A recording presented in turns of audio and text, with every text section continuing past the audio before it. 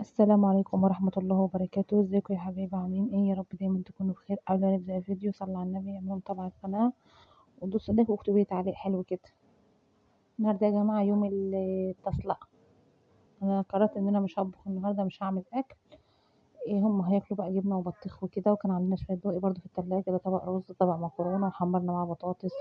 مش عارفة ايه اللي عايز كده ياكل، واللي مش عايز واللي مش عاجبه هياكل جبنة وبطيخ. انا مقدرة القرار ده من امبارح ونفذته النهارده.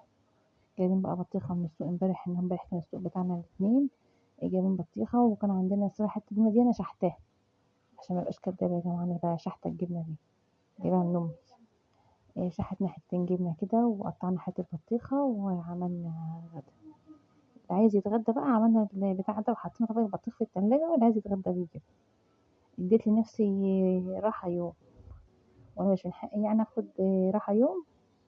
من حقي والله، مش هيحصل حاجة يعني لما مبطبخش في يوم. إيه، ماليش مزاج اطبخ، مفيش. كل يوم اطبخ اطبخ اطبخ، كفايه بقى زهقت. هو ده النهارده كان الاكل. هو يعني في اللي اتكلم وفي اللي قالك وفي الاكل انت ما اتعملتيش، احنا مش هنتغدى، بس عادي جدا.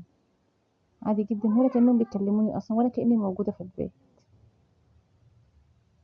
كان في بقى شويه بيض طرحون سخنتهم للعيال، وحمرنا معاهم طبق بطاطس وطبق سلطه ومش عارفه ايه، وكان في شويه ملوخيه، وشوف اكل ملوش اي 30 علاقه ببعضه، بس انا سمحته على بعضه وعملته اكل.